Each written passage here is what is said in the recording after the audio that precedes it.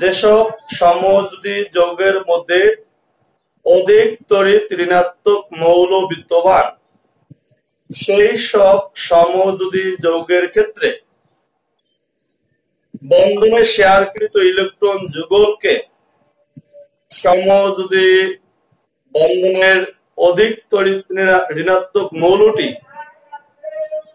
শেয়ারকৃত electron যুগলকে নিজের দিকে টেনে রাখে। ফোন দিয়েছে না।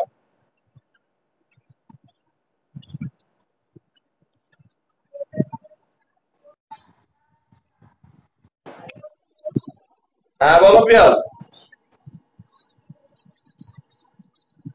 তুমি তো অ্যাডমিটে হও না এখনো, আবার অ্যাডমিট হও। তুমি তাহমিদ কেউ অ্যাডমিট হতে পারো নাই।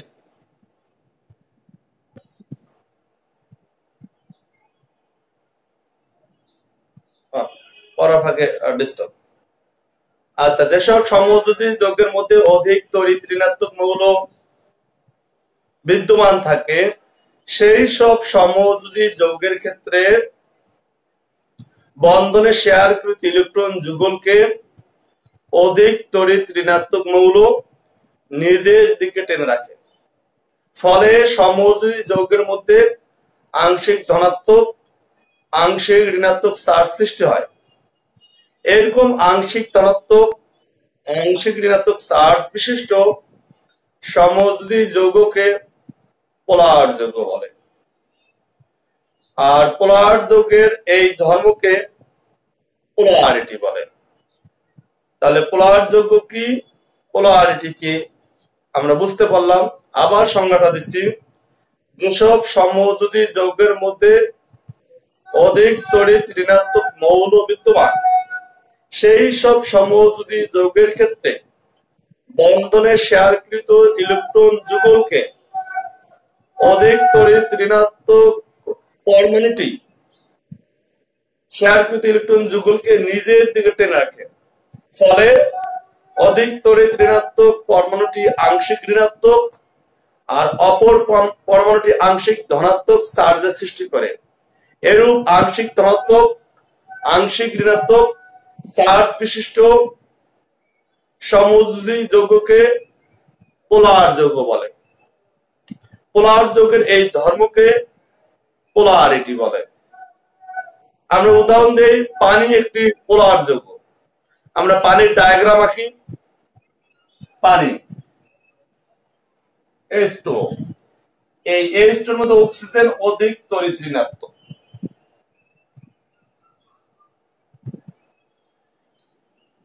এইভাবে একটা করে ইলেকট্রন শেয়ার করছে, একটা অক্সিজেন দিয়েছে, একটা হাইড্রোজেন দিয়ে শেয়ার করেছে। অক্সিজেনের বহিস্থ কক্ষপথে 6টা ইলেকট্রন থাকে, আরো 2টা ইলেকট্রন আছে, 2 জোড়া 4টা, এগুলো বহিস্থ কক্ষপথে পড়ে আছে। এই অক্সিজেন করে কি, এই শেয়ারকৃত ইলেকট্রন যুগলকে নিজের দিকে টেনে রাখে। কে অধিক তড়িৎ ঋণাত্মক মৌল, এই ব্যাপারে তড়িৎ ঋণাত্মকতার একটা লেকচার এস্টেজ ইউটিউব চ্যানেলে দেওয়া আছে, সেখান থেকে পর্যায় সারণী, সেখান থেকে দেখে নিতে হবে। এই যে টেনে রাখলো, টেনে রাখার ফলে অক্সিজেন হয়ে গেল আংশিক ঋণাত্মক, এটা আংশিক চিহ্ন, ডেল্টা মানে আংশিক। হাইড্রোজেন হয়ে গেল আংশিক ধনাত্মক। এই যে ইলেকট্রন দুটো ইলেকট্রন এখন এই জায়গাটা, একটা অক্সিজেনের একটা হাইড্রোজেনের, একটা অক্সিজেনের একটা হাইড্রোজেনের, দুটাই অক্সিজেনের দিকে, আর এই দূরে নাই, আগে ছিল দূরে, এখন কাছে চলে গেছে। দুটা করে 2 জোড়া ইলেকট্রন অক্সিজেনের আগে থেকে পড়ে আছে বহিস্থ কক্ষপথে। এই যে আংশিক ধনাত্মক আংশিক ঋণাত্মক চার্জ সৃষ্টি করলো, এরকম যে যৌগগুলো আছে তাদেরকে বলা হয় পোলার যৌগ। আর পোলার যৌগের এই ধর্মকে বলা হয় পোলারিটি। তাহলে আংশিক ধনাত্মক আংশিক ঋণাত্মক চার্জ সৃষ্টিকারী সমযোজী যৌগকে বলা হয় পোলার যৌগ, আর পোলার যৌগের এই ধর্মকে বলা হয় পোলারিটি।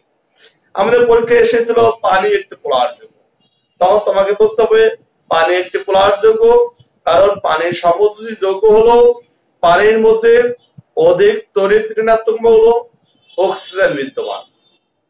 এর কারণে বন্ধনে শেয়ারকৃত ইলেকট্রন যুগলকে অধিক তড়িৎ ঋণাত্মক মৌল অক্সিজেন নিজের দিকে টেনে রাখে। ফলে অক্সিজেন আংশিক ঋণাত্মক আর হাইড্রোজেন আংশিক ধনাত্মক আয়নে পরিণত হয়।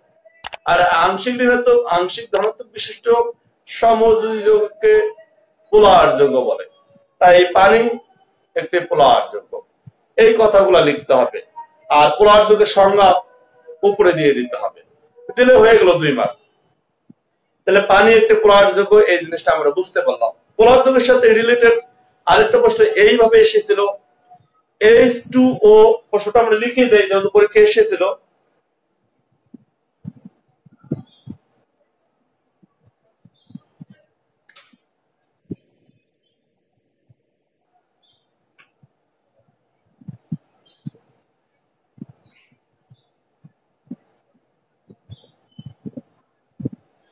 H2O পোলার যৌগ হলেও H2S নন পোলার।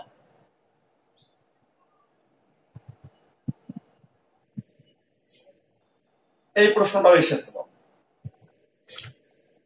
তাহলে আমাদের আগের মতো পানি পোলার যৌগ, তার ব্যাখ্যা দিতে হবে, পোলার যৌগের সংজ্ঞা দিতে হবে, তারপরে বলতে হবে H2S নন পোলার। আমরা প্রথম প্যারায় দেব পোলার যৌগের সংজ্ঞা। কি সংজ্ঞা? যেসব সমযোজী যৌগের মধ্যে অধিক তড়িৎ ঋণাত্মক মৌল বিদ্যমান, সেই সব সমযোজী যৌগের ক্ষেত্রে বন্ধনে শেয়ারকৃত ইলেকট্রন যুগলকে অধিক তড়িৎ ঋণাত্মক মৌল নিজের দিকে টেনে রাখে। ফলে সমযোজী যৌগের মধ্যে আংশিক ঋণাত্মক আংশিক ধনাত্মক চার্জ সৃষ্টি হয়। এরূপ আংশিক ধনাত্মক আংশিক ঋণাত্মক চার্জ বিশিষ্ট সমযোজী যৌগকে পোলার যৌগ বলে। এটুকু প্রথম দিব, তারপর বলবো পানি একটি পোলার যৌগ, কারণ পানির সমযোজী যৌগ হলো পানির মধ্যে অধিক তড়িৎ ঋণাত্মক মৌল অক্সিজেন বিদ্যমান। ফলে বন্ধনে শেয়ারকৃত ইলেকট্রন যুগলকে অক্সিজেন নিজের দিকে টেনে রাখে। এই কারণে পানির মধ্যে আংশিক ঋণাত্মক অক্সিজেন এবং আংশিক ধনাত্মক হাইড্রোজেন সৃষ্টি হয়। তাই পানি একটি পোলার যৌগ। এরপর বলতে হবে H2S নন পোলার, কারণ H2S এর মধ্যে অধিক তড়িৎ ঋণাত্মক মৌল নেই। হাইড্রোজেন সালফারের মধ্যে তড়িৎ ঋণাত্মকতার পার্থক্য বেশি নয়। এই কারণে H2S আংশিক ধনাত্মক আংশিক ঋণাত্মক চার্জ সৃষ্টি করতে পারে না, তাই H2S নন পোলার। তাহলে প্রশ্নটা আমরা 3টে প্যারায় লিখলাম। প্রথম পোলার যৌগের সংজ্ঞা, তারপরে পানি পোলার যৌগ, তারপরে H2S নন পোলার। এই 3টা প্যারায় আমরা লিখে দিয়ে দেবো। হয়ে গেল আমাদের এই প্রশ্নটা। বলো বলো। হ্যাঁ, ও কয় মার্কের জন্য এসেছিল? আমাদের যে 2 মার্ক হিসেবে এসেছিল, কিন্তু আমরা একটু ব্যাখ্যাটা ভালো করে দিলাম। যদি 3 মার্কে আসে তাও দিতে পারবা। 2 মার্ক হিসেবে এসেছিল। তাহলে আমাদের হয়ে গেল। পোলার যৌগ থেকে প্রশ্ন এসেছে বিভিন্ন ভাবে। নৈর্বৃত্তিকে এসেছে পানি পোলার যৌগ ব্যাখ্যা করো, এই প্রশ্নটা এসেছে। এখন আমরা কয়েকটি যৌগ দিব, তোমরা গেস করবা পোলার যৌগ কোনটি, আমাকে বলবা। যদিও বলাটা অনেক কঠিন, কারণ পোলার যৌগ, পোলারিটি, তড়িৎ ঋণাত্মকতা, এগুলার একটা লেকচার পর্যায় সারণীতে আছে, সেটা দেখলে একটু সুবিধা হবে। ধরো H2O, HCl, হাইড্রোফ্লুরিক অ্যাসিড, অ্যামোনিয়া। এখানে আমরা 4টি যৌগ দিয়েছি, 1 2 3 4। এখন এই 4টি যৌগের মধ্যে তাওহীদ তুমি বলো কোনগুলো পোলার যৌগ?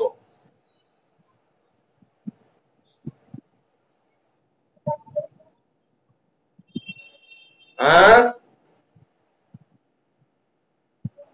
হ্যাঁ, কেন ঝাপসা দেখা যাবে কেন?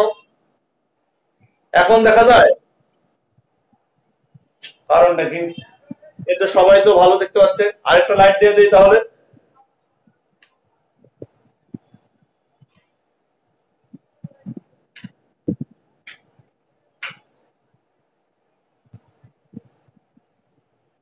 এবার ভিডিও ভালো দেখা যায়? আলো পড়ছে? হ্যাঁ বলো। 1 2 3 4 গুণ।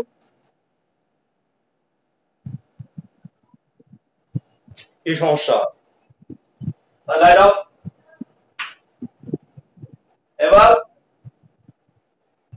না, আচ্ছা ঠিক আছে তাহলে ওকে। এখন বলো কোনগুলো পোলার যোগ্য?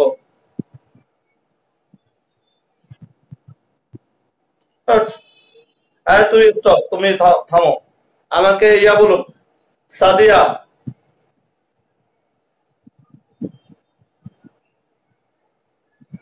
কোনগুলো পোলার যোগ্য সাদিয়া বলো।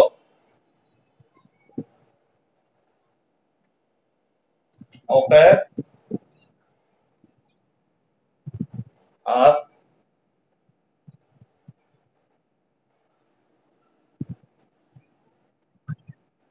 সবগুলো বললো তো? এসে বাদে। গুড, ভালো কথা বলেছো। এই 4টা যৌগের মধ্যে এইটাই সবচেয়ে বেশি পোলার যৌগ। 1 2 3 পোলার যৌগ, এটা না। কথা কিছু বোঝা গেছে? 1 2 3 এই তিনটা বেশি পোলার যৌগ। তার মধ্যে সবচেয়ে বেশি পোলার যৌগ এসএফ, হাইড্রোফ্লোরিক অ্যাসিড। ফ্লোরিন অধিক তড়িৎ ঋণাত্মক মৌল। পর্যায়ের সারণীতে 118টি মৌলিক পদার্থের মধ্যে ফ্লোরিন সবচেয়ে বেশি তড়িৎ ঋণাত্মক মৌল। মনে রাখবা, এটার ব্যাপারে পর্যায়ের সারণী একটা লেকচার দেওয়া আছে স্টেজ একাডেমি চ্যানেলে, সেখানে দেখে নিবা। সবচেয়ে বেশি তড়িৎ ঋণাত্মক মৌল ফ্লোরিন। তাহলে 1 2 3 তড়িৎ পোলার যৌগ। আমাদের নৈবিত্তিকে এসেছে কোনটি পোলার যৌগ? ম্যাক্সিমাম ক্ষেত্রে পানি এই তিনটে আসে পরীক্ষায়।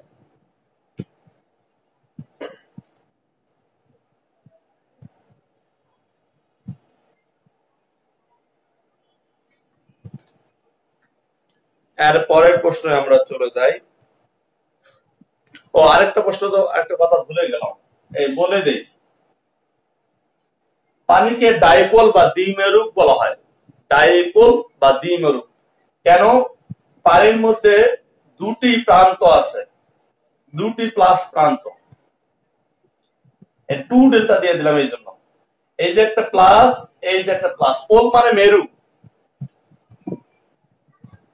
তাহলে যে নেট কানেকশন দুর্বল, মাঝে মাঝে বিচ্ছিন্ন হয়ে যাচ্ছে।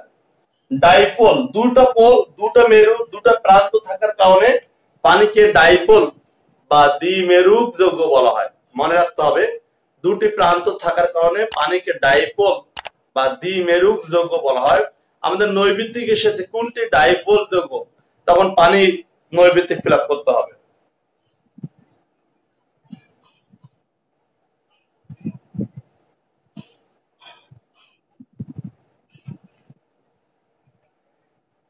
এরপরে আমরা যে প্রশ্নটা পড়াবো,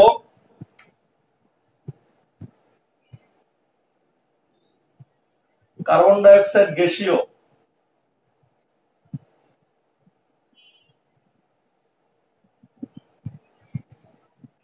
কিন্তু সিলিকন ডাই অক্সাইড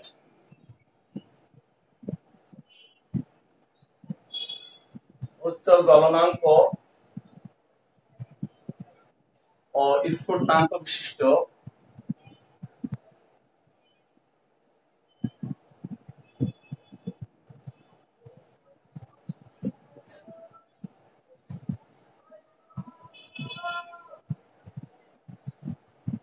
কঠিন পদার্থ। কার্বন ডাই অক্সাইড আর সিলিকন ডাই অক্সাইড দেখতে একই রকম। কার্বন যে গ্রুপে পর্যায় সারণীতে, সিলিকনও সেই গ্রুপেই, কার্বনের নিচেই সিলিকন। কার্বন ডাই অক্সাইড গ্যাসীয়, অথচ সিলিকন ডাই অক্সাইড উচ্চ গলনাঙ্ক স্ফুটনাঙ্ক বিশিষ্ট কঠিন পদার্থ। এর কারণটা আমরা এখন ব্যাখ্যা করব। কার্বন ডাই অক্সাইড গ্যাসীয়। কার্বন ডাই অক্সাইড প্রকৃতিতে একক অণু হিসেবে থাকে। কার্বন ডাই অক্সাইডের মধ্যে আন্তঃআণবিক শক্তি নেই বললেই চলে। একটা অণু আরেকটা অণুর কাছাকাছি আসলে তারা একে অপরকে কোনো আকর্ষণ করে না, তাই অণুগুলা ঘনীভূত হয় না বা কাছাকাছি থাকে না। তাই কার্বন ডাই অক্সাইড গ্যাসীয় পদার্থ হিসেবে স্বাধীনভাবে প্রকৃতিতে বিচরণ করে। আবার বলতেছি কার্বন ডাই অক্সাইড একক অণু হিসেবে থাকে। কার্বন ডাই অক্সাইডের আন্তঃআণবিক শক্তি নেই বললেই চলে। একটা অণু আর আরেকটা অণু কাছাকাছি আসলে এদের মধ্যে কোনো আকর্ষণ বল কাজ করে না। তাই কার্বন ডাই অক্সাইড গ্যাসীয় পদার্থ হিসেবে প্রকৃতিতে স্বাধীনভাবে বিচরণ করে। এই হচ্ছে কার্বন ডাই অক্সাইডের কথা। এরপরে সিলিকন ডাই অক্সাইড। অপরদিকে সিলিকন ডাই অক্সাইড উচ্চ গলনাঙ্ক ও স্ফুটনাঙ্ক বিশিষ্ট কঠিন পদার্থ। কারণ সিলিকন ডাই অক্সাইড একক অণু হিসেবে থাকে না, অনেকগুলো সিলিকন ডাই অক্সাইড একসঙ্গে যুক্ত হয়ে পলিমার আকারে থাকে। পলিমার জিনিসটা কি আরো পরবর্তী অধ্যায়গুলোতে আমরা বলবো পলিমারটা কি। পলিমার হচ্ছে অনেকগুলো অণু একসাথে যুক্ত থাকাকে বলে পলিমার। তাহলে অনেকগুলো অণু একসঙ্গে যুক্ত হয়ে পলিমার আকারে থাকে। অনেকগুলো অণু একসঙ্গে যুক্ত হয়ে একটা বড় আকারে অণু তৈরি করে বা একটা দৈত্যাকার অণু তৈরি করে বা একটা নেটওয়ার্ক গঠন করে। নেটওয়ার্ক, যেমন নেটওয়ার্ক থাকে কম্পিউটার, একটার সাথে আরেকটা কম্পিউটার নেটওয়ার্ক, তদ্রূপ সিলিকন ডাই অক্সাইডের নেটওয়ার্ক গঠন করে। অনেকগুলো সিলিকন ডাই অক্সাইড একসঙ্গে যুক্ত হয়ে একটা বড় ধরনের নেটওয়ার্ক গঠন করে। এই কারণে সিলিকন ডাই অক্সাইডের গলনাঙ্ক ও স্ফুটনাঙ্ক অনেক বেশি হয়। আমরা সিলিকন ডাই অক্সাইডের যে নেটওয়ার্কটা, সেই নেটওয়ার্কের ছবিটা দিচ্ছি, যে পলিমারের ছবিটা, সেই ছবিটা গুরুত্বপূর্ণ। ছবিটা দিচ্ছি, তোমরা খাতায় তুলে নিবা। এই হচ্ছে silicon, oxygen, silicon, oxygen, silicon, oxygen, oxygen, silicon, oxygen, silicon,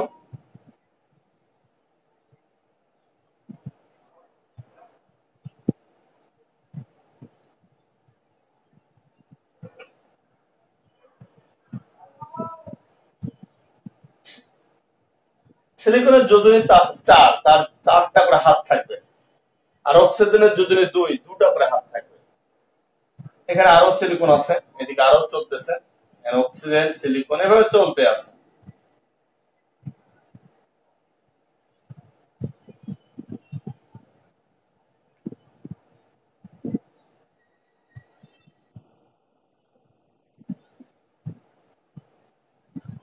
এরকম।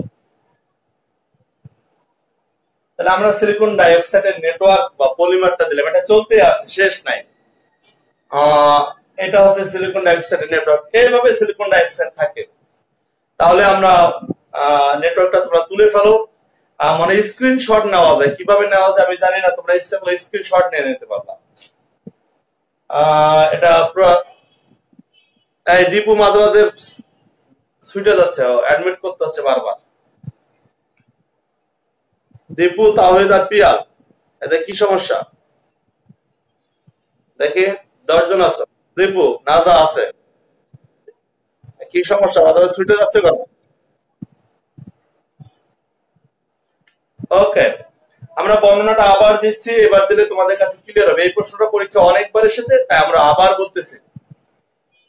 কার্বন ডাই অক্সাইড গ্যাসীয় পদার্থ, কারণ কার্বন ডাই অক্সাইড প্রকৃতিতে একক অণু হিসেবে থাকে। কার্বন ডাই অক্সাইডের মধ্যে আন্তঃআণবিক শক্তি নেই বললেই চলে।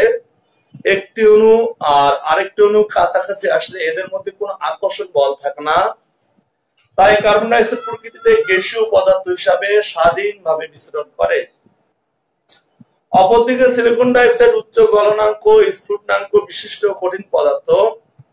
কারণ সিলিকন ডাই অক্সাইড একক অণু হিসেবে থাকে না, অনেকগুলো সিলিকন ডাই অক্সাইড একসঙ্গে যুক্ত হয়ে বড় ধরনের পলিমার তৈরি করে, দৈত্যাকার অণু তৈরি করে, বৃহদাকার অণু তৈরি করে, একটা নেটওয়ার্ক গঠন করে প্রকৃতিতে অবস্থান করে। সিলিকন ডাই অক্সাইডের নেটওয়ার্কটি নিম্নরূপ, তবে নেটওয়ার্কটি দিতে হবে। যেহেতু সিলিকন ডাই অক্সাইডে অনেকগুলো সিলিকন ডাই অক্সাইড একসঙ্গে যুক্ত অবস্থায় থাকে, তাই এর গলাইতে বা বাষ্পায়িত করতে অনেক শক্তির প্রয়োজন হয়, কারণ অনেক বন্ধন ভাঙতে হয়। এই কারণে সিলিকন ডাই অক্সাইডের গলনাঙ্ক উচ্চ গলনাঙ্ক, স্ফুটনাঙ্ক বিশিষ্ট কঠিন পদার্থ। এ হচ্ছে আমাদের প্রশ্ন উত্তর হয়ে গেল।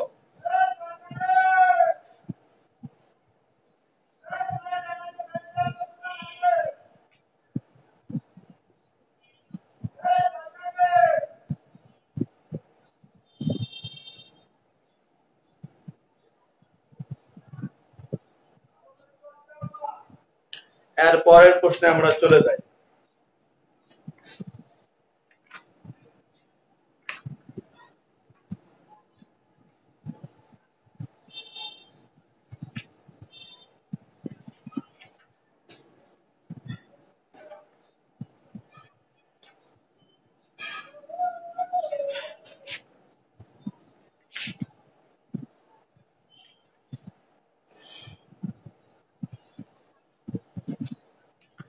এর পরের প্রশ্ন হচ্ছে পি সেল 5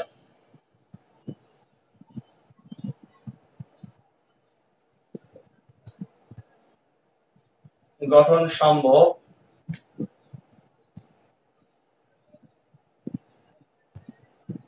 কিন্তু এন সেল 5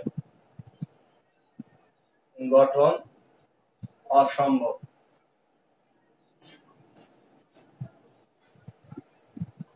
পি সেল 5 গঠন সম্ভব কিন্তু এন সেল 5 গঠন অসম্ভব। এটা আমাদের পরীক্ষায় অনেকবার এসেছে। এখন আমরা এটা ব্যাখ্যা দিব। বিভিন্ন ভাবে প্রশ্নটা এসেছে। পি সেল 5 গঠন সম্ভব কেন, এটা স্লো গতিতে আমরা একটু পড়িয়ে দেই। ফসফরাস পারমাণবিক সংখ্যা 15, 1s2, 2s2, 2p6, 3s2, 3px1, 3py1, 3pz1। এটা হচ্ছে তার বহিস্থ কক্ষপথ। বহিস্থ কক্ষপথে ফসফরাসের বিজোড় ইলেকট্রন 3টি, 1 2। এখানে ফসফরাস 3 যোজনী প্রদর্শন করে এবং অনায়াসে PCl3 গঠন করতে পারে। PCl3 কিন্তু ফসফরাস এক্সাইটিং মোমেন্টে উত্তেজিত অবস্থায় এইখানকার যে জোড়া ইলেকট্রনটা আছে এই জোড়া ইলেকট্রনটা ভেঙে ফেলে। উত্তেজিত অবস্থাকে এরকম তারকা চিহ্ন দিয়ে প্রকাশ করা হয়। যদি এখানে তারকা চিহ্ন থাকে তাহলে বুঝতে হবে এটা উত্তেজিত অবস্থায় আছে। 15, 1s2, 2s2, 2p6, 3s1, 3px1, 3py1, 3pz1। আর এখানকার একটা ইলেকট্রন 3d তে সে শিফট করে, ট্রান্সফার করে 3d তে। 3d তে ট্রান্সফার করার কারণে এখন বহিস্থ কক্ষপথের দিকে তাকালে তার অযুগ্ম বা আনপ্যারেড হয় 1টা, 2টা, 3টা, 4টা, 5টা। 5টা অযুগ্ম ইলেকট্রন হলে এখন সে যোজনীর 5 প্রদর্শন করে। 5 প্রদর্শন করার কারণে সে 5টা ক্লোরিনের সাথে বন্ধনে যুক্ত হয়ে পি সেল 5 গঠন করে। আমরা বহিস্থ কক্ষপথ দিয়ে দেখাচ্ছি। এই হচ্ছে ফসফরাস। বহিস্থ কক্ষপথে 5টা আনপ্যারেড ইলেকট্রন ছিল, 1 2 3 4, 5টা আনপ্যারেড ইলেকট্রন ছিল। এই 5টা আনপ্যারেড ইলেকট্রনের মধ্যে ক্লোরিন এসে যুক্ত হয়। ক্লোরিনের ইলেকট্রোবিন্যাসটা আমরা দেখাই।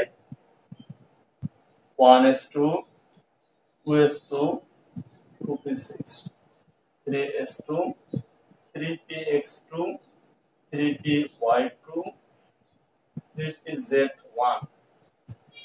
এর হচ্ছে 17। তাহলে 10, 12, 14, 16, 17, 17। ক্লোরিনের আনপ্যারেড ইলেকট্রন একটা। এই একটা আনপ্যারেড ইলেকট্রন দিয়ে সে শেয়ার করে।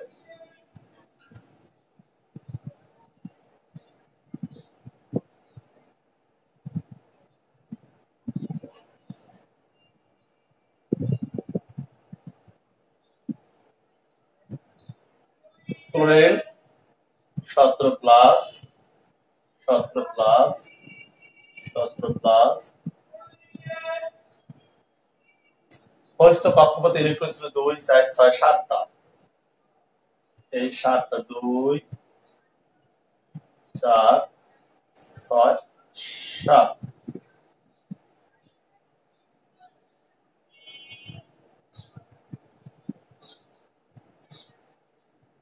এরা ছিল 7টা, 1 3 5 7।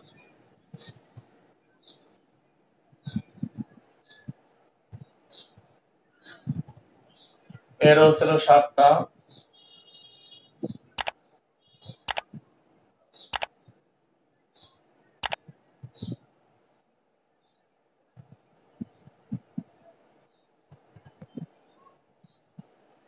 এখানে ছিল 7টা,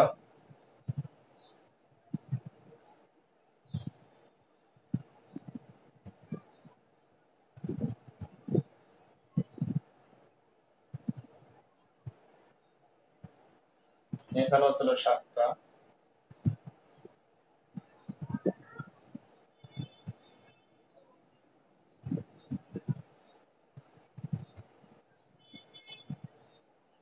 শুধু বহিস্থ কক্ষপথ দেখানো হয়েছে।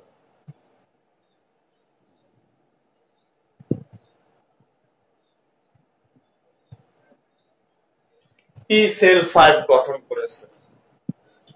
পি সেল 5 গঠনের কারণে ফসফরাস, যে কারণে পি সেল 5 গঠিত হয়েছে, 1 নম্বর কার্বন আছে ফসফরাস উত্তেজিত অবস্থায় 5টি বিজোড় ইলেকট্রন সৃষ্টি করতে পারে, এটা একটা কারণ। আরেকটা কারণ আছে ফসফরাসের বহিস্থ কক্ষপথে এখন ইলেকট্রন হচ্ছে 10টা, 10টা নাকি 10টা। ফসফরাসের বহিস্থ কক্ষপথটা 3 নম্বর কক্ষপথ, এই কক্ষপথে সর্বোচ্চ ইলেকট্রন ধরে 18টা, তাই 10টা ধরা সম্ভব। এই দুটো কারণে ফসফরাস পি সেল 5 গঠন করতে সক্ষম হয়েছে। তাই যে দুটো কারণ, মূল কারণ, এক হচ্ছে ফসফরাসের উত্তেজিত অবস্থায় 5টি অযুগ্ম ইলেকট্রন সৃষ্টি করতে পারে, এটা 1 নম্বর কারণ। 2 নম্বর কারণ হচ্ছে ফসফরাসের বহিস্থ কক্ষপথটা 3 নম্বর কক্ষপথ, এই কক্ষপথে সর্বোচ্চ ইলেকট্রন ধরে 18টি, এখন সর্বোচ্চ ইলেকট্রন এখানে হয়েছে 10টা, তাই এই কক্ষপথে 10টি ইলেকট্রন ধরা সম্ভব। এই কারণে ফসফরাস পি সেল 5 গঠন করতে সক্ষম হয়েছে। অপরদিকে নাইট্রোজেনের কথা এখন আমরা বলবো, একটু মুছে ফেলে নাইট্রোজেনের কথাটা বলি।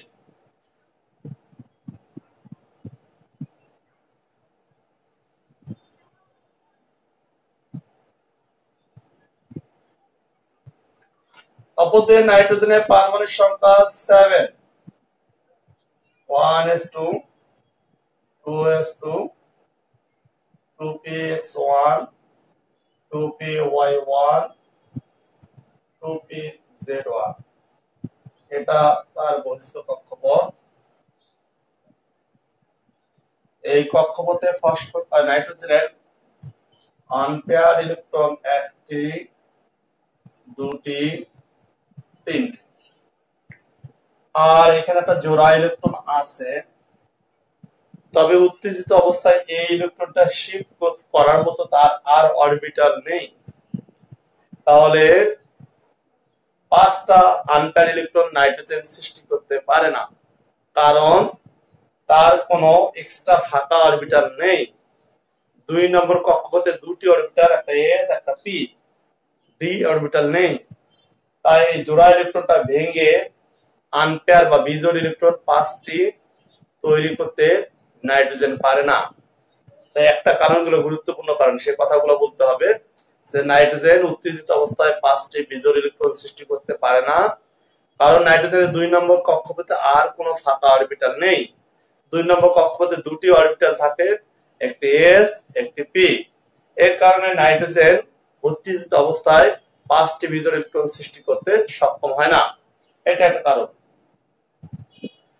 2 নম্বর কারণ, নাইট্রোজেনের বহিস্থ কক্ষপথ 2 নম্বর কক্ষপথ, এই কক্ষপথে সর্বোচ্চ ইলেকট্রন ধরে 8টি। নাইট্রোজেন যদি 5টা ক্লোরিনের সাথে শেয়ার করত, তাহলে 10টা ইলেকট্রন বহিস্থ কক্ষপথে হতো, কিন্তু নাইট্রোজেনের 2 নম্বর কক্ষপথে সর্বোচ্চ ইলেকট্রন ধরে 8টি, তাই NCl5 কোনোভাবেই নাইট্রোজেনের পক্ষে সম্ভব নয়। তাহলে আমরা দুটা কারণ বলছি কেন সম্ভব নয়।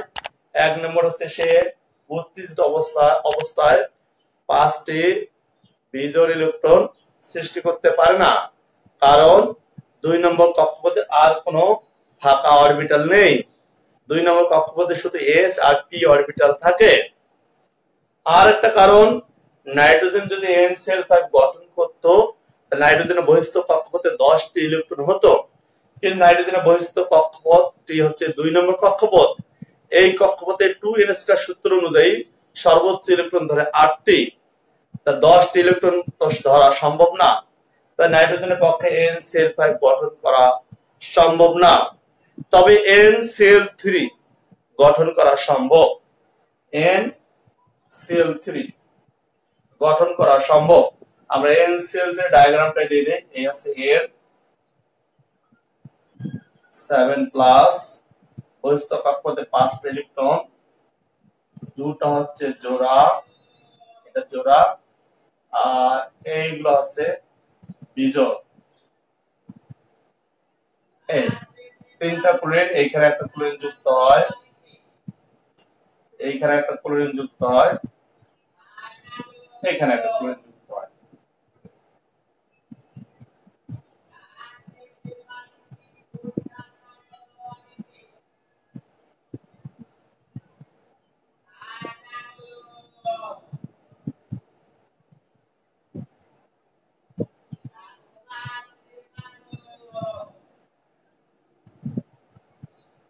তাহলে NCl3 গঠন করতে পারে নাইট্রোজেন, কিন্তু NCl5 গঠন করতে পারে না। তার কারণটা আমরা বলে দিয়েছি, সেই কারণগুলাই তোমাদের ব্যাখ্যা দিয়ে লিখতে হবে।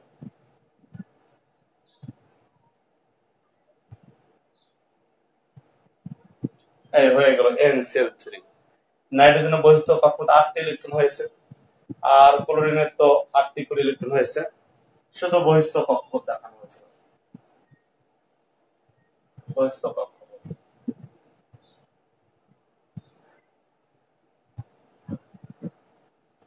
তাহলে এই প্রশ্নটা আমাদের পরীক্ষায় অনেকবার এসেছে যে PCl5 গঠন সম্ভব হলো, NCl5 গঠন সম্ভব নয়। তখন তোমাকে ফসফরাস ইলেকট্রোবিন্যাস দিতে হবে, উত্তেজিত অবস্থায় ইলেকট্রোবিন্যাস দিতে হবে,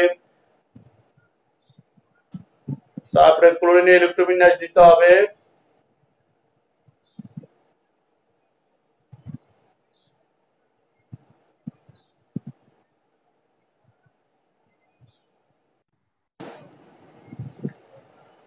আবার কানেক্ট করো, 40 মিনিট পর কেটে যায়। সবাই অ্যাডমিট হও।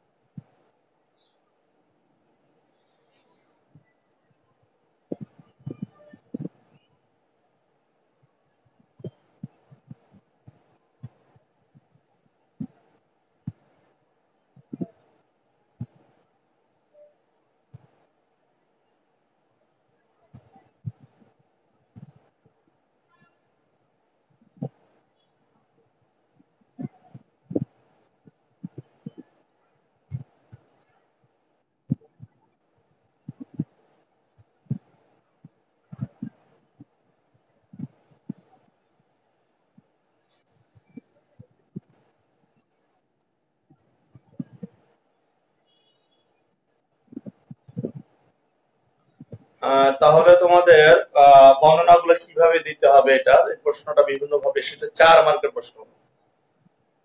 বলতে হবে ফসফরাসের প্রথমে ইলেকট্রোবিন্যাস দিতে হবে স্বাভাবিক অবস্থায়, সেখানে যোজনী 3, আনপেয়ার ইলেকট্রন 3টি, সেটা দেখাইতে হবে। এরপরে উত্তেজিত অবস্থায় ইলেকট্রোবিন্যাস দিতে হবে, সেখানে বিজোড় ইলেকট্রন 5টি, যোজনী 5, সেটা দেখাইতে হবে। ফসফরাস এর বহিস্থ কক্ষপথটা 3 নম্বর কক্ষপথ, যেটা ফাঁকা ডি অরবিটাল আছে, সেই ডি অরবিটালে ইলেকট্রন শিফট করতে পারে। উত্তেজিত অবস্থায় 5 যোজনী বা 5টা বিজোড় ইলেকট্রন সৃষ্টি করতে পারে, এই কথাগুলো বলতে হবে। আর ফসফরাসের বহিস্থ কক্ষপথটা 3 নম্বর কক্ষপথ, এই কক্ষপথে সর্বোচ্চ ইলেকট্রন ধরে 18টি, PCl5 গঠন করলে সর্বোচ্চ ইলেকট্রন হয় 10টি, তাই ফসফরাস PCl5 গঠন করতে সক্ষম হয়, এই কথাগুলো বলতে হবে। আর PCl5 এর ডায়াগ্রাম দিতে হবে। তারপরে NCl5 এর কথা শুরু করতে হবে, নাইট্রোজেনের ইলেকট্রোবিন্যাস দিতে হবে স্বাভাবিক অবস্থায়। উত্তেজিত অবস্থায় ইলেকট্রোবিন্যাস করলে তার কোনো বিজোড় ইলেকট্রন বৃদ্ধি পায় না, কারণ তার 2 নম্বর কক্ষপথে কোনো ফাঁকা অরবিটাল নেই, তাই তার বিজোড় ইলেকট্রন বৃদ্ধি করা সম্ভব হয় না, এটা কথা বলতে হবে। আর বলতে হবে নাইট্রোজেন বহিস্থ কক্ষপথটা 2 নম্বর কক্ষপথ, এই কক্ষপথে সর্বোচ্চ ইলেকট্রন ধরে 8টি। যদি NCl5 গঠন সম্ভব হতো তা নাইট্রোজেনের বহিস্থ কক্ষপথে ইলেকট্রন হইতো 10টি। নাইট্রোজেনের বহিস্থ কক্ষপথটা 2 নম্বর কক্ষপথ, এই কক্ষপথে সর্বোচ্চ ইলেকট্রন ধরে 8টি, তাই 10টি ইলেকট্রন কখনোই ধরা সম্ভব না। এই কারণে নাইট্রোজেন NCl5 গঠন করতে পারে না, তবে NCl3 গঠন করতে পারে। NCl3 ডায়াগ্রামটা দিয়ে দিতে হবে। এই কথাগুলাই এই প্রশ্নের মধ্যে তোমাকে লিখতে হবে। 4 মার্কের প্রশ্ন, ডায়াগ্রাম সবকিছু মিলে গুছিয়ে লিখতে হবে। তাহলে আমাদের এই প্রশ্নটা হয়ে গেল।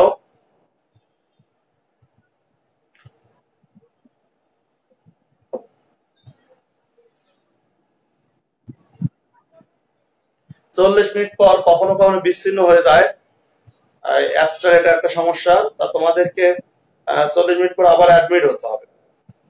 ঠিক আছে,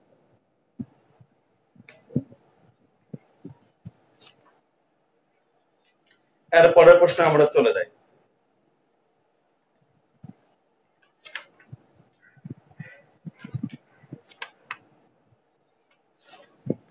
এর পরের প্রশ্নটা পরীক্ষায় অনেকবার এসেছে।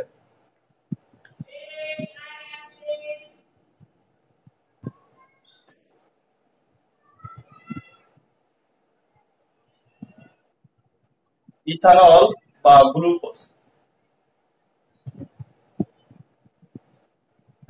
পানিতে দ্রবীভূত হয়।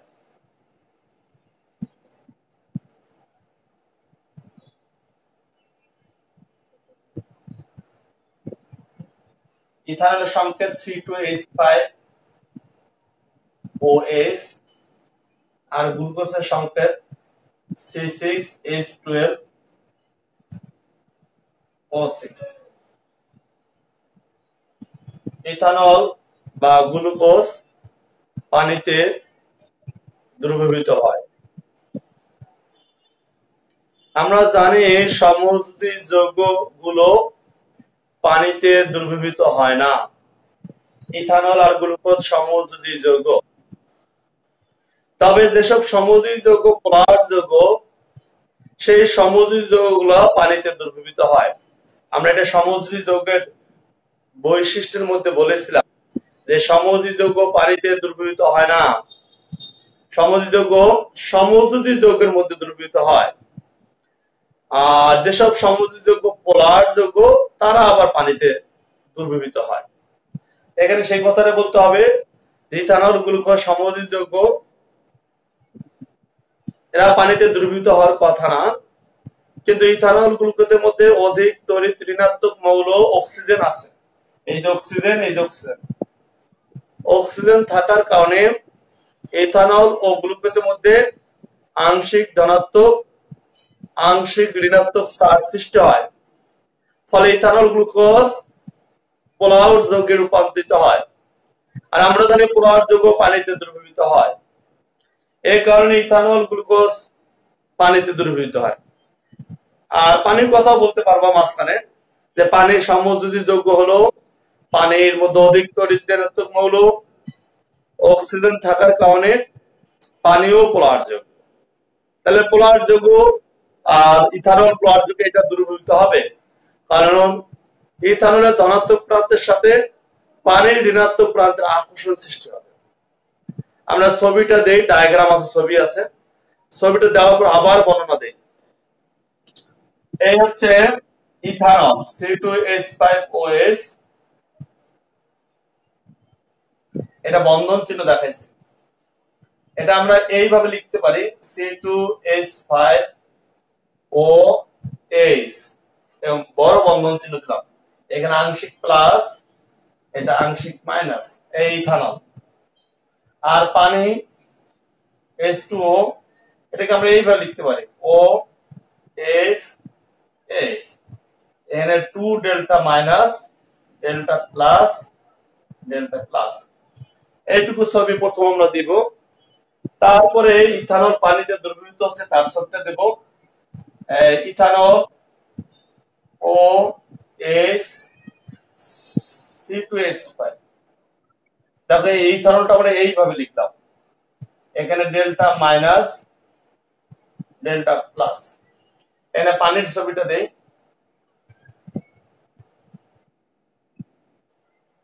পানির ছবিটা কিভাবে দিলাম, এইভাবে delta minus two delta minus delta plus. এখানে আরেকটা ইথানলের ছবি দেই, C2H5 OH delta minus delta plus. এইখানে একটা পানির ছবি দেই, 2 delta minus delta plus delta plus. পানি ইথানল এইভাবে দিয়েছি আমরা। এই যে ধনাত্মক পানি আর এই ইথানলের আংশিক ঋণাত্মক আকর্ষণের গৌণ স্থির বৈদ্যুতিক আকর্ষণ বল সৃষ্টি হবে। এই আকর্ষণ এইভাবে ইথানল পানিতে দ্রবীভূত হয়। এই ছবিটা দিতে হবে, তোমরা ছবিটা তুলে ফেলো বা খাতায় তুলে ফেলো, স্ক্রিনশট নাও, স্ক্রিনশট নিতে পারবা। এখন আমরা বর্ণনাটা দেই। মূলত এই জিনিসটা যদি ঠিকঠাক মতো দেওয়া হয়, বর্ণনা কম লিখলেও মার্ক ফুল দেওয়া হয়। পরীক্ষা এইভাবে খাতা দেখা হয়। যেহেতু ছবি ঠিক আছে তার মানে তুমি এর বর্ণনা জানো। বলা হয়েছে drawing is a language. Drawing মানে আঁকা, ছবি একটা ভাষা, ছবি তোমার ভাষা প্রকাশ করতেছে, আর নিজের ভাষা দেখার দরকার নেই, এরকম ব্যাপারটা আর কি। আমরা এটা এখন বর্ণনা দেব। আমরা ইথানল দিয়ে দেখাইছি, গ্লুকোজ দিয়ে দেখাইনি। গ্লুকোজে একই ঘটনা লিখতে হবে। আমরা বলবো প্রথমে ইথানল গ্লুকোজ সমযোজী যৌগ হলেও এদের মধ্যে অধিক তড়িৎ ঋণাত্মক মৌল অক্সিজেন থাকার কারণে ইথানল ও গ্লুকোজের মধ্যে আংশিক ধনাত্মক আংশিক ঋণাত্মক চার্জ সৃষ্টি হয়। ফলে ইথানল গ্লুকোজ পোলার যৌগে রূপান্তরিত হয়। অপরদিকে পানি সমযোজী যৌগ হলেও পানির মধ্যে অধিক তড়িৎ ঋণাত্মক মৌল অক্সিজেন থাকার কারণে পানির মধ্যে আংশিক ধনাত্মক আংশিক ঋণাত্মক চার্জ সৃষ্টি হয়। ফলে পানি পোলার যৌগ।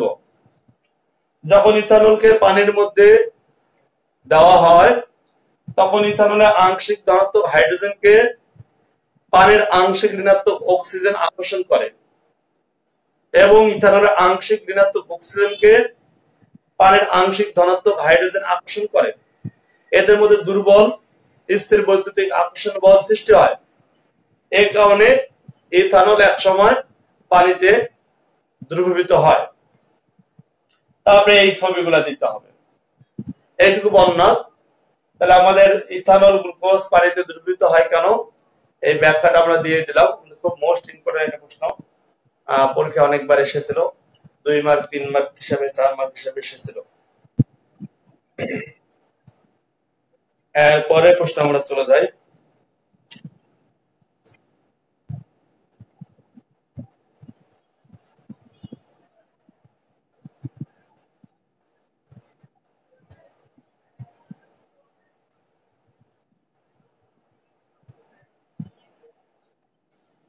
পরের প্রশ্নটা আরো অনেক বেশি ইম্পর্টেন্ট।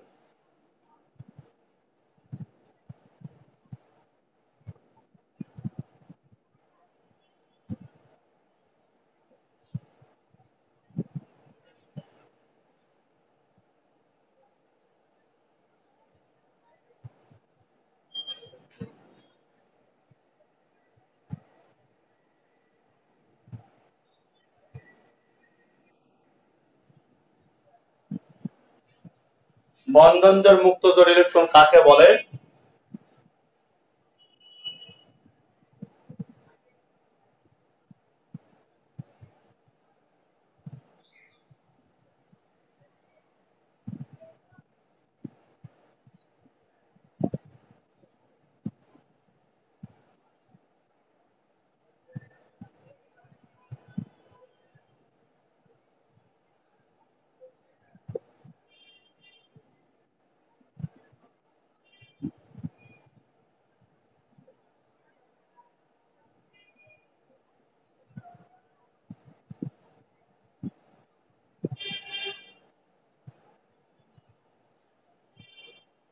বন্ধন জোড় মুক্ত জোড় ইলেকট্রন কাকে বলে? সমযোজী যৌগের আকৃতি গঠনে বন্ধন জোড় ও মুক্ত জোড় ইলেকট্রনের ভূমিকা। এই প্রশ্নটা খুব ইম্পর্টেন্ট প্রশ্ন, পরীক্ষায় এসেছে, গতবারের আগের বার এসেছিল, গতবার এবার যে পরীক্ষাটা হলো তার আগের বার এসেছিল। আমরা ব্যাখ্যাটা দেই, ব্যাখ্যাটা দেওয়ার আগে আমরা একটা ডায়াগ্রাম আঁকি, আর ডায়াগ্রাম আঁকার পর তারপরে ব্যাখ্যাটা দেই।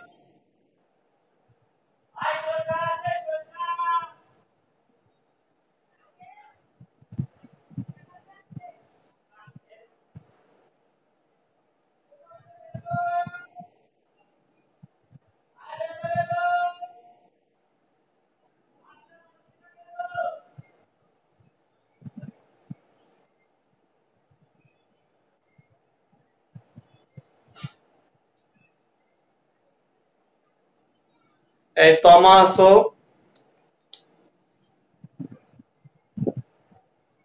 তমা নেই, তমা দেখি, তমা আজকে নাই নাকি দেখি। আসো তো, কথা বলো না কেন?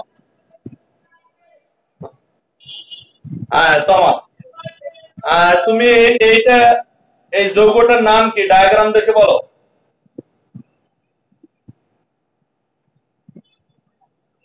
এটা একটা যৌগ, এটার নাম কি?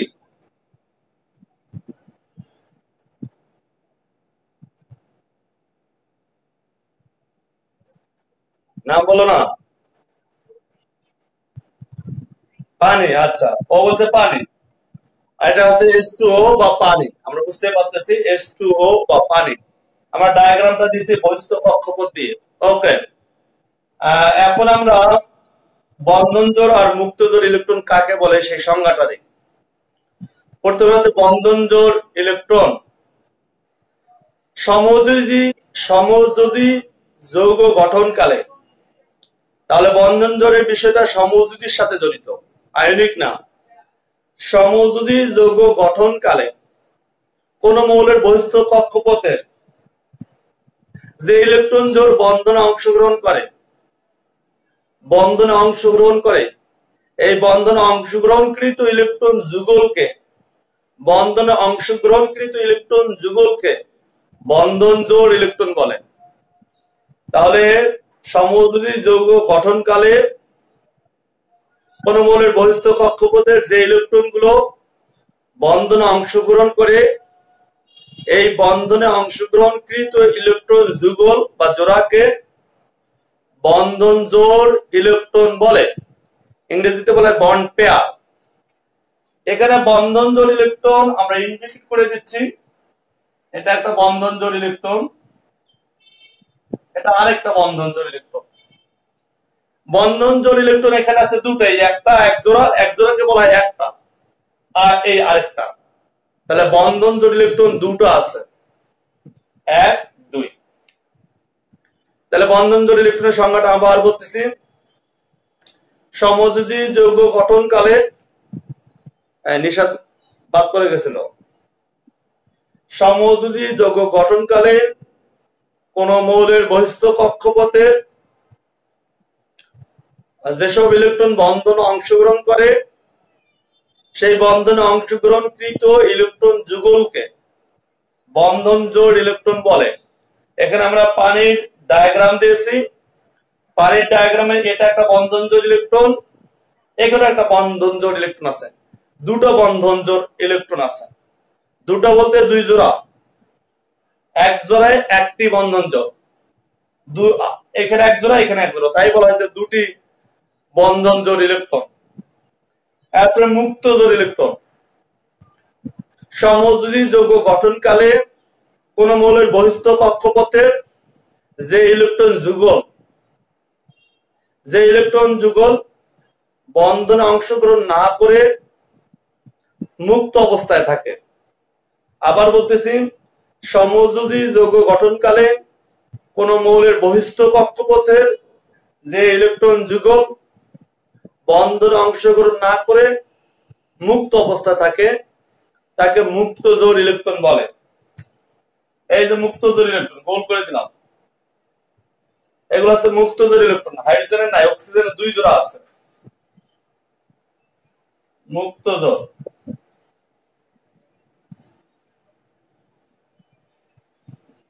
আর এগুলো হচ্ছে বন্ধন জোড়।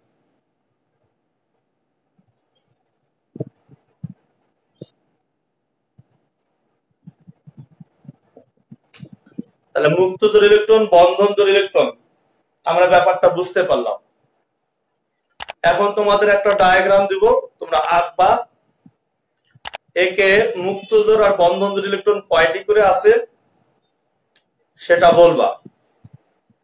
তোমরা PCl3 এটা ডায়াগ্রাম খাতায় আঁকো। কয় জোড়া মুক্ত জোড়, কয় জোড়া বন্ধন জোড় ইলেকট্রন আছে দেখাও।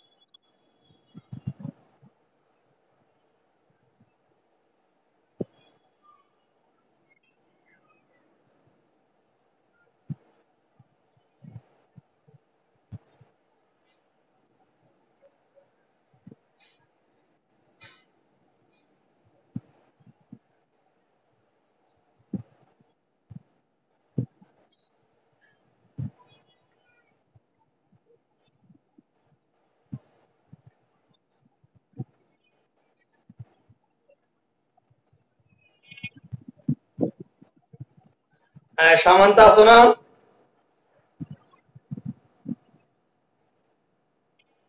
সবাই বলা যাবে না, সামান্ত বলো।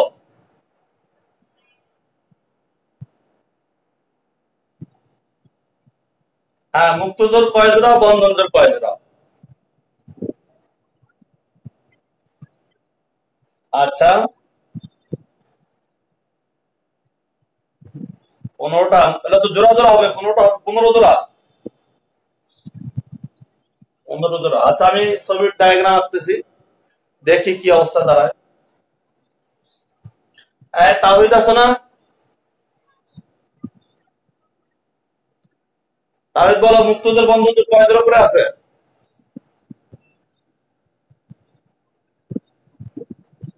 দাঁড়িয়ে আছে।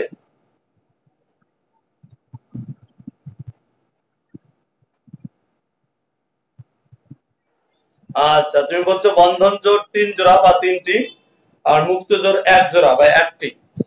ওকে, আমরা এখন ডায়াগ্রাম আঁকলে ক্লিয়ার হব আসলে মুক্ত জোড় কতগুলা, বন্ধন জোড় কতগুলা। 9টা মুক্ত জোড়।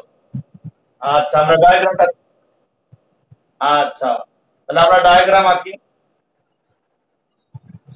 ফসফরাসে ইলেকট্রোবিন্যাস করলে পাওয়া যায় বহিস্থ কক্ষপথে ইলেকট্রন আছে 5টা।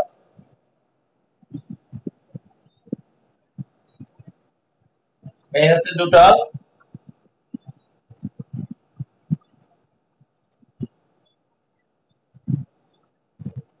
এই হচ্ছে ফসফরাস। এই পাশে একটা ক্লোরিন, এই পাশে একটা ক্লোরিন, এই পাশে একটা ক্লোরিন। ফ্যাট ফ্যাট করে শব্দ হয়, মিউট করে রাখো। 17 প্লাস, 17 প্লাস, 17 প্লাস। ক্লোরিনের বহিস্থ কক্ষপথে ইলেকট্রন আছে 7টি। এই যে এখানে একটা, এখানে একটা, এখানে একটা, আরো আছে 3 জোড়া।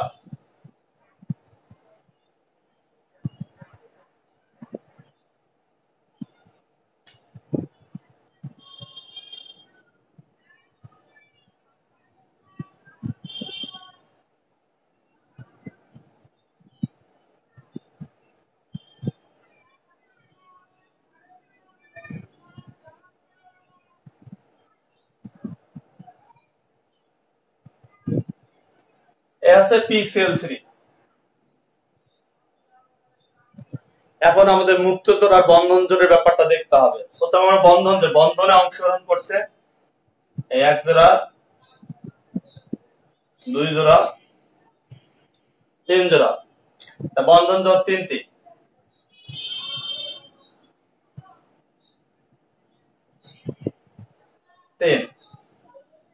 এরপরে মুক্তজোড় 1, 2, 3, 4, 5, 6, 7, 8, 9, 10। মুক্তজোড় 10 জোড়া।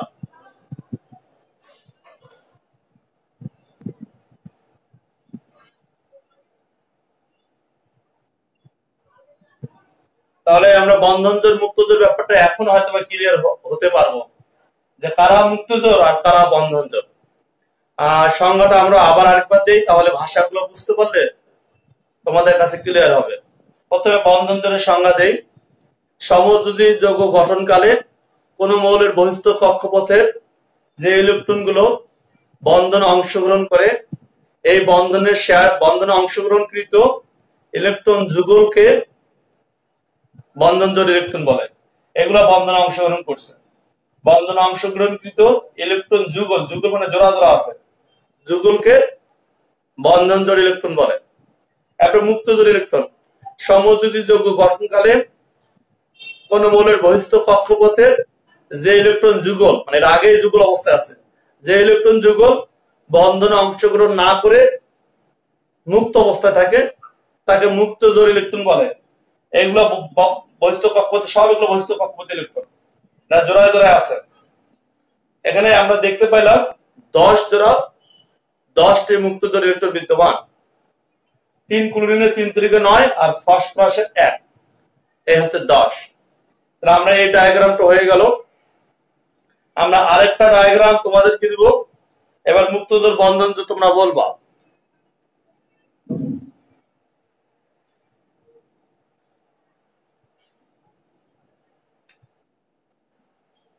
P-cell5 এটার মুক্তজোড় বন্ধনজোড় কয় জোড়া করে আছে ডায়াগ্রাম এঁকে বলো।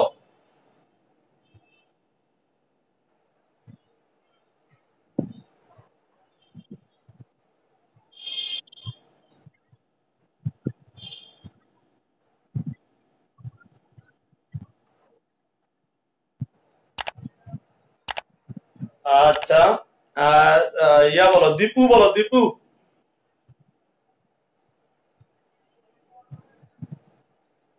হ্যাঁ দীপু, দীপু কারেক্ট আছে না?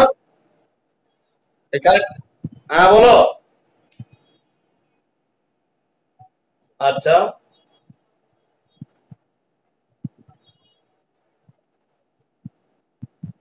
আচ্ছা, তুমি পিয়াল বলো, পিয়াল।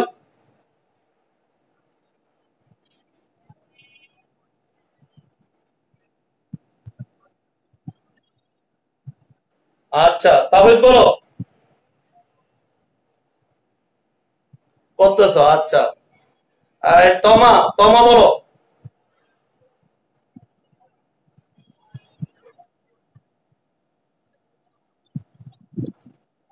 প্রিয়তি বলো।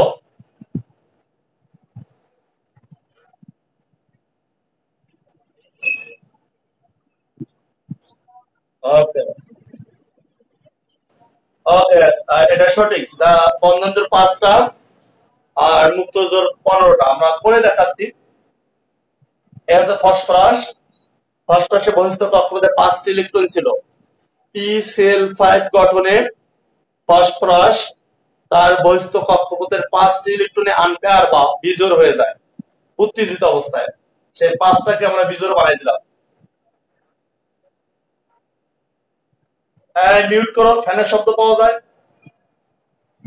কথা বলার সময় শুধু মিউট অন করবা, তাছাড়া মিউট। এই যে 5টা, এখানে 5টা ক্লোরিন যুক্ত হয়েছে। 1, 2, 3, 4, 5, 17 প্লাস 17 প্লাস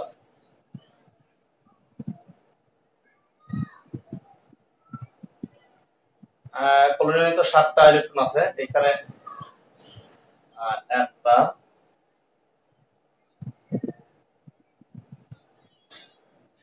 আর এদিকে 6টা করে আছে, 2 4 6, 2 4 6,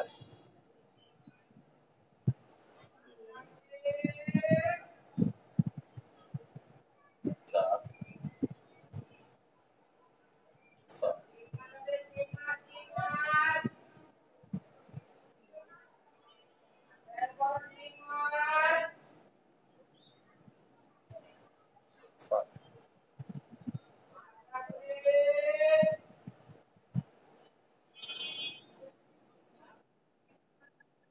হ্যাঁ, আমরা পরে ফেলছি পি সেল 5। পি সেল 5 1 জোড়া 2 জোড়া 3 জোড়া 4 জোড়া 5 জোড়া, 5 জোড়া হচ্ছে বন্ধন জোড় ইলেকট্রন।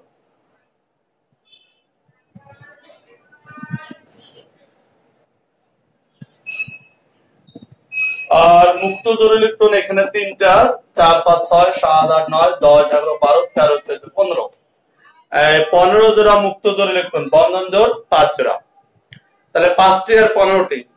এরপর আমরা আরেকটা ডায়াগ্রাম দেব, এটা যে সবার আগে করতে পারবে, বলতে পারবে, তাকে আমরা চকলেট দেব।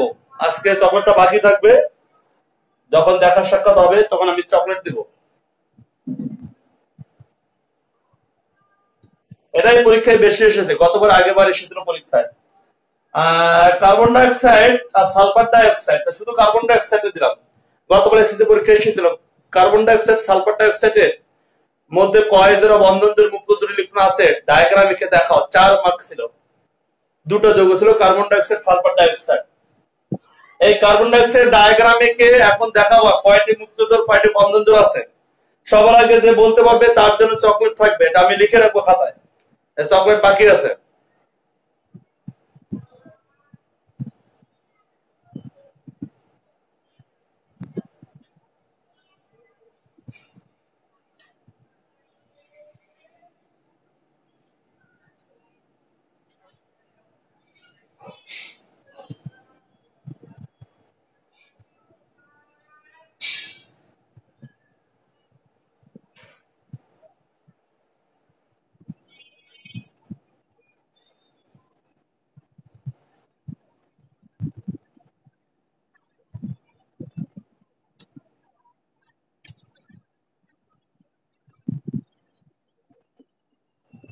নাম কি তোমার? নিশাদ। আচ্ছা, নিশাদ একটা অ্যান্সার বলতো, সঠিক নাও হতে পারে, হতেও পারে, বলো।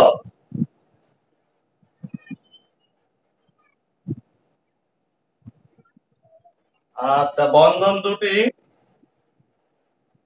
দুটি মুক্ত জোড় 7টি। হ্যাঁ, কি নাম তোমার? আগে নাম বলো, তাওহিদ নাকি? দীপু। এরপরে কে? নাম বলে বলো। 4টা 4টা বলছে একজন, বন্ধন 4টা, মুক্ত রোধ 4টা। এর নাম কি? সামান্তা। আচ্ছা, এক একজন এক এক রকম বলতেছে।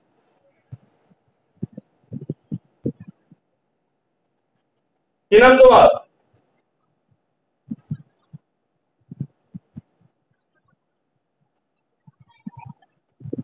আচ্ছা, 2টা 4টা, এটাতে অনেকে ভোট দিচ্ছে দীপুতে। আচ্ছা, ঠিক আছে, আমরা এখন ডায়াগ্রাম করে দেখি কার সঠিক হলো। আমার এখানে তালিকা আছে নিশাদ, দীপু, সামান্তা, আর এখানে আরেকজন দীপুতে ভোট দিয়েছে, এটা শেষে কে দিল, কি নাম তোমার? আচ্ছা, তো আমার সাদিয়া বললো না কেন? সাদিয়া বলো।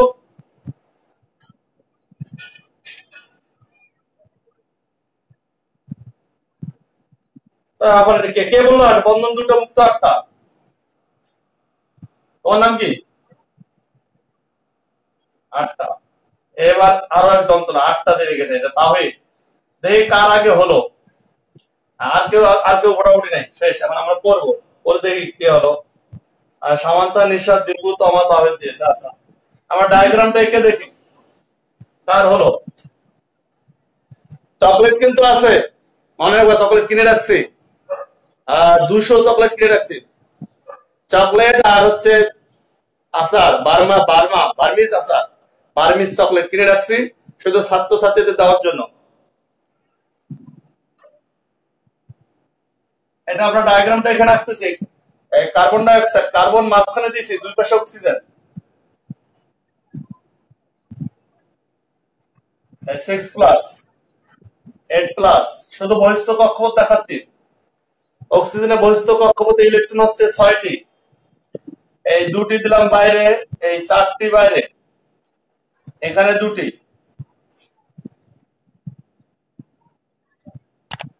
এখানে 2টি, এগুলো হচ্ছে অক্সিজেনের ইলেকট্রন। এবার আমরা যে কার্বনের বস্তু কক্ষপথে 4টি ইলেকট্রন, 4টি শেয়ার করে, এখানে একটা, এখানে একটা, এখানে একটা, এখানে একটা। এখন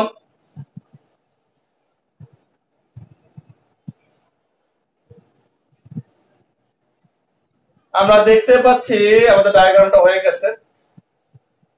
অক্সিজেন 6টা ছিল, 2টা শেয়ার করে, আর কার্বনের 4টা ছিল, 4টা শেয়ার করে। বন্ধন জোড় ইলেকট্রন এখানে আছে 2 জোড়া, 2টি, এখানে 2 জোড়া, 2টি, মানে বন্ধন জোড় 4টি, বন্ধন জোড় 4টি এখানে আছে সমান চাপ।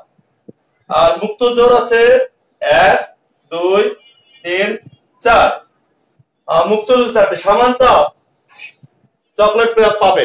এই যে ডায়াগ্রাম, আমি খাতায় লিখে রাখবো যে সামান্য চকলেট বাকি আছে, আর চকলেটের সাথে আচার, বার্মিজ আচার। ওকে, সঠিক অ্যান্সার এটা হচ্ছে, এটা এসেছিল এসসিজি 2019 সালে যে বোর্ডে প্রশ্ন তোমাদের গাইডে আছে, দেখলে খুঁজে পাবা। কার্বন ডাইঅক্সাইড, সালফার ডাইঅক্সাইডের বন্ধন জোড় মুক্ত জোড় ইলেকট্রন দেখাও, ডায়াগ্রাম এঁকে, 4 মার্ক ছিল।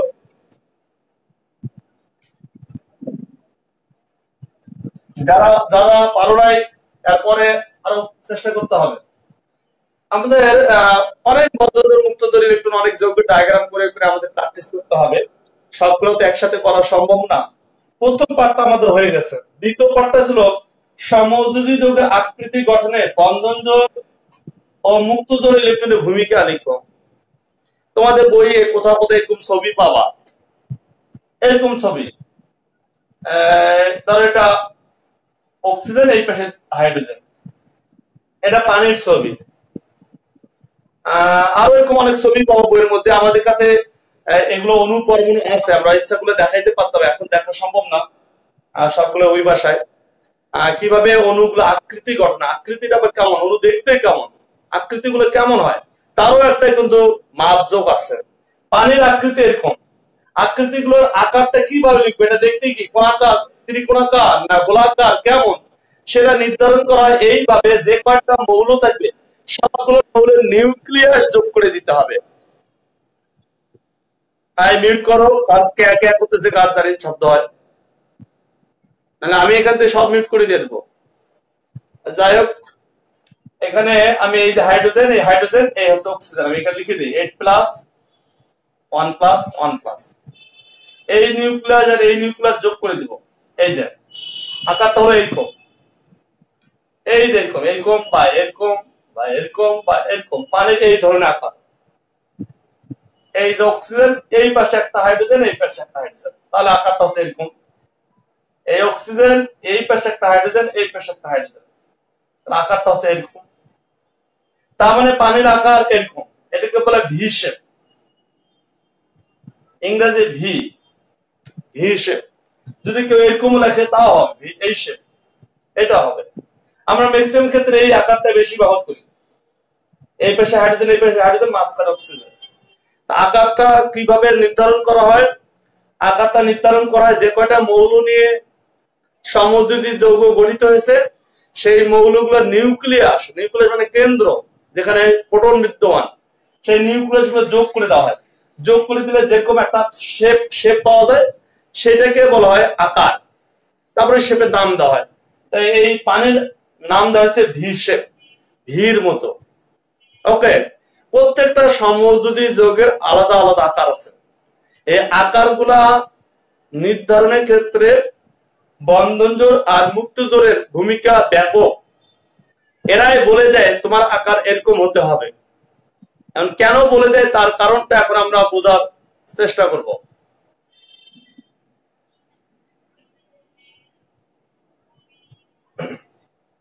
বন্ধন জোড় ইলেকট্রনকে ইংলিশে বলা হয় বন্ড পেয়ার ইলেকট্রন। শব্দগুলো দিলাম, আর ভবিষ্যতে তো ইংলিশেই পড়তে হবে। আর মুক্ত জোড় ইলেকট্রনকে বলা হয় lone pair electron. Lone pair electron, bond pair electron. Loan মানে মুক্ত, যেহেতু মুক্ত ইংরেজি ফ্রি, কিন্তু এখানে ফ্রি না, এখানে লোন। লোনটা এসেছে অ্যালোন থেকে। অ্যালোন মানে একাকী, আর লোন মানে জোড়া আছে কিন্তু তারপরে একাকী, এরকম ব্যাপারটা। লোন পেয়ার ইলেকট্রন মানে মুক্ত জোড় ইলেকট্রন। এর বাংলা মুক্ত জোড়, ইংরেজিতে বলা হয় লোন পেয়ার ইলেকট্রন। ইংরেজিতে লোন পেয়ার ইলেকট্রনটা যদি ভেঙে ভেঙে বাংলা করো তাহলে তারা এরকম পেয়ার ইলেকট্রন মানে যুগল ইলেকট্রন, কিন্তু অ্যালোন আছে, একা আছে, যদিও জোড়া তথাপি তারা একা, এরকম ইংরেজিতে বাংলা ভার্সন দাঁড়ায়। কিন্তু বাংলায় আমাদের পড়া হয় মুক্ত জোড় ইলেকট্রন, এটা আর কি।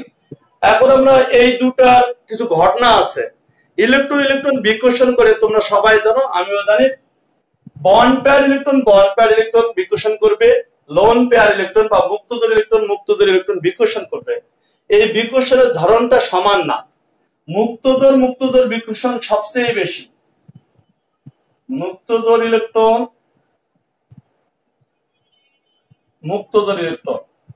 এই বিকর্ষণটা সবচেয়ে বেশি।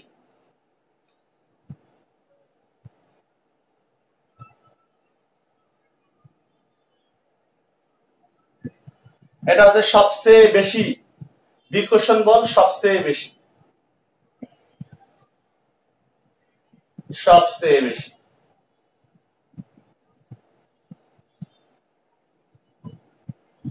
এরপরে মুক্ত জোড়, বন্ধন জোড়।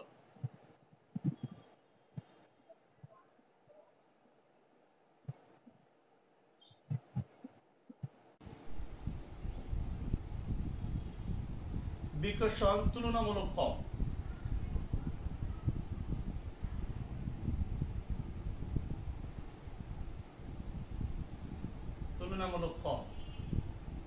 এরপর আছে বন্ধন জোড়।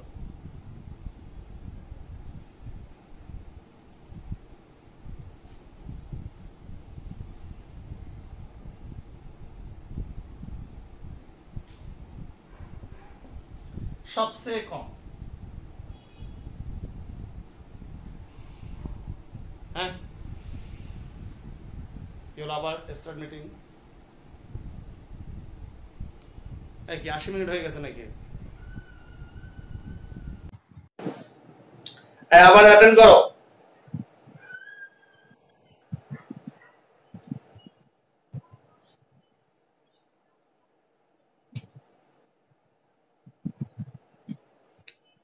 অ্যাটেন্ড করো, সবাই অ্যাটেন্ড করো।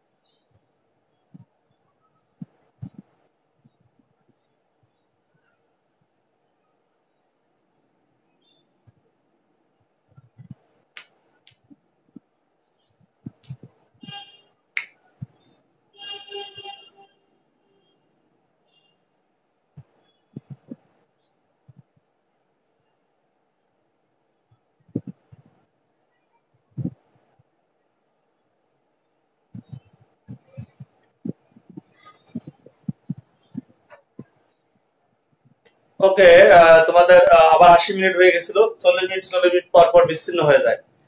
সফটওয়্যারটা আপডেট দিতে হবে, হয়তো বা মেসেজ পাঠাচ্ছে, এই কারণে আমাদের একটু প্রবলেম হচ্ছে। আরো দুইজন অ্যাডমিট হয় নাই, কে দুজন? পিয়াল হয় নাই, আর কে হয় নাই? বিরোধী বিরোধী হয় নাই। বিরোধী হয়েছে, আন্দোলন রয়েছে। আচ্ছা, ব্যাপারটা হচ্ছে এরকম, আমাদের ক্লাস প্রায় শেষের দিকে, কষ্ট করে আর 10 মিনিটের মতো পড়াই। ঠিক আছে, পড়াইতে ভালো লাগতেছে আজকে। টপিকসটা তো আমাদের শেষ করতে হবে, না শেষ করলে তো আমরা বুঝতেছি না। যাই হোক, দুজন এখন অ্যাটেন্ড নাই, অ্যাটেন্ড হতে পারে না। এরা অ্যাডমিট করতেছে না কেন? না, অ্যাডমিট হচ্ছে না। আর সবাই কি আমার কথা শুনতে পাচ্ছ তো? আচ্ছা, ওকে, আমরা শেষ করে দিই। আমরা যেটা বলতেছিলাম, মুক্তচর ইলেকট্রন, মুক্তচর ইলেকট্রন এর মধ্যে বিকর্ষণ সবচেয়ে বেশি, কারণ এরা কোনো বন্ধন তৈরি করে মুক্ত অবস্থায় আছে।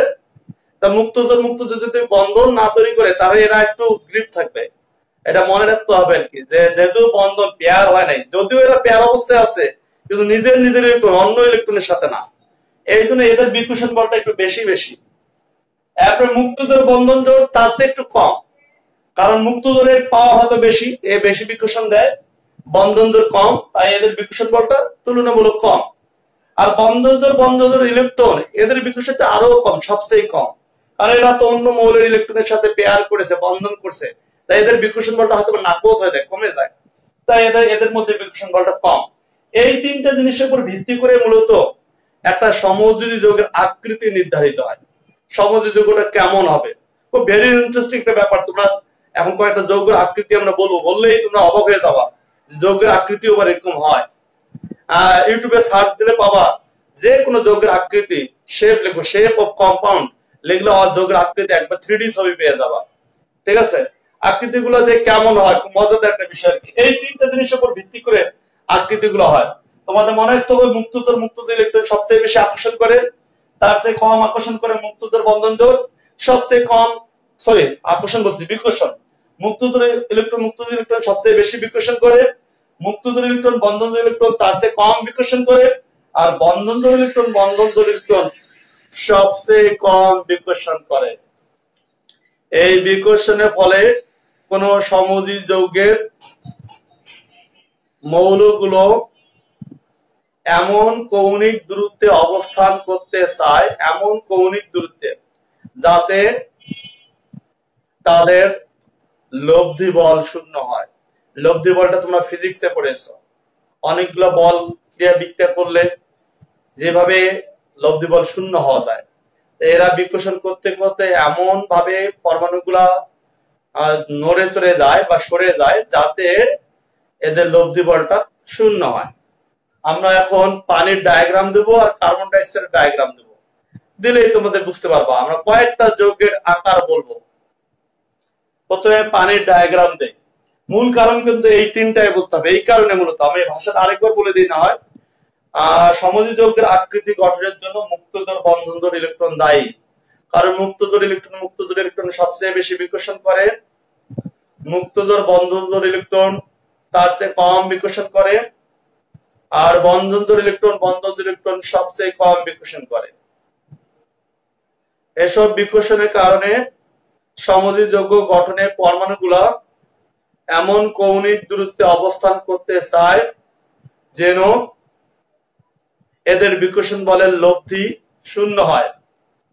এই কৌণিক দূরত্বে অবস্থান করার কারণে এক একটি সমযোজী যৌগ এক এক রকম আকৃতি প্রদান করে বা দান করে, এই কথাটুকু তোমাকে লিখতে হবে। এখন আমরা কয়েকটি সমযোজী যৌগের আকৃতি দেখাই, দেখতে কেমন সে। প্রথমে আমরা পানি দেখাই, ছবিটা বড় বড় করে দেখাই, তাহলে তোমাদের কাছে ক্লিয়ার হবে। এ হচ্ছে অক্সিজেন,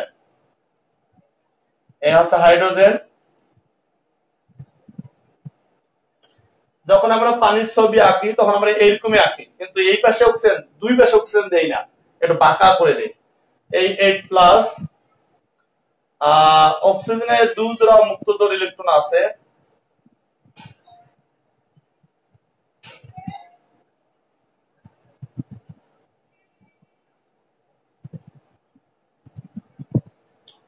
দেখো ছবিটা তোমরা আঁকার চেষ্টা করো। এগুলো হচ্ছে হাইড্রোজেন। এ হচ্ছে মুক্তজোর ইলেকট্রন, এ হচ্ছে মুক্তজোর ইলেকট্রন।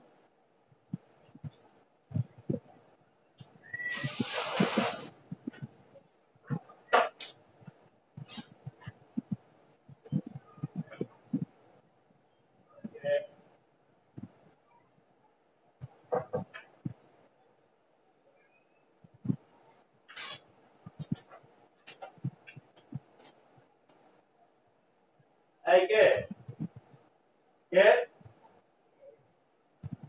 আরে এখন আপনারা তো বলছি আপনি পরে আসতে হবে, কয়েকদিন পর আসেন। হ্যাঁ, দেখুন শুক্রবার আসেন, শুক্রবার আসেন।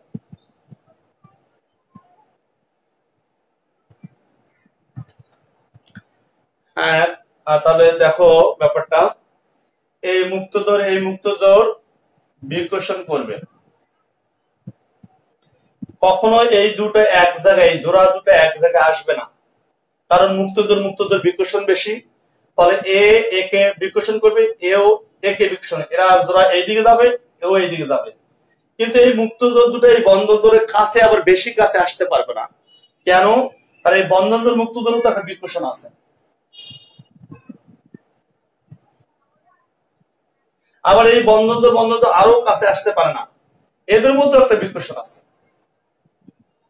এই যে এইখানে একটা বিকর্ষণ, এইখানে একটা বিকর্ষণ, এইখানে একটা বিকর্ষণ। এই বিকর্ষণের কারণে এই হাইড্রোজেন দুইটি এমন একটা জায়গায় যায়, এমন একটা জায়গায় গিয়ে দাঁড়িয়ে যায় যাতে তাদের বিকর্ষণ বল সবচেয়ে কম হয়। এখানেও কিন্তু বিকর্ষণ আছে, মুক্তজোর বন্ধনজোর। ওকে, তাহলে আমাকে এখানে তমা আসো না, কথা বলুন। এই যে আমরা এখানে বিকর্ষণ বল অনেকগুলো দেখাইছি, বিকর্ষণ বল এইভাবে প্রকাশ করা হয়, একটা, দুটা, তিন, চার।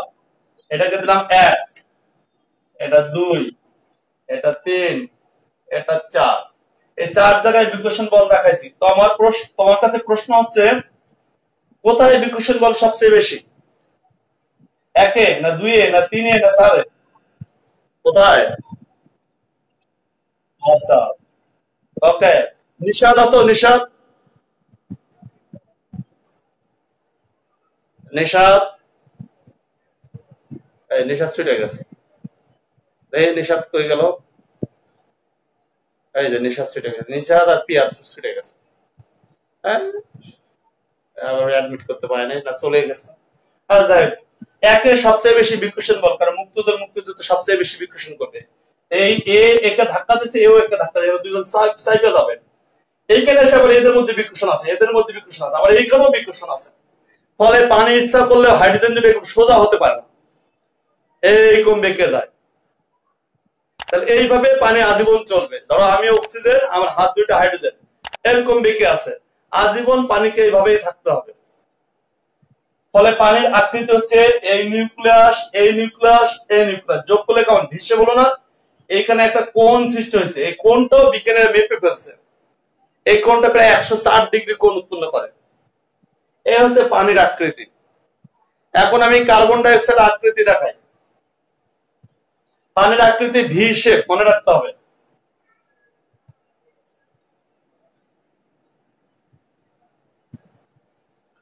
কার্বন ডাই অক্সাইড, এ আছে কার্বন 6+, এ অক্সিজেন, এ অক্সিজেন 8+। কার্বনের দুটো ইলেকট্রন, এই দুটো ইলেকট্রন। মোট কার্বনের বহিস্থ কক্ষপথে 4টা ইলেকট্রন, হাইড্রোজেনের বহিস্থ কক্ষপথে থাকে 6টা ইলেকট্রন।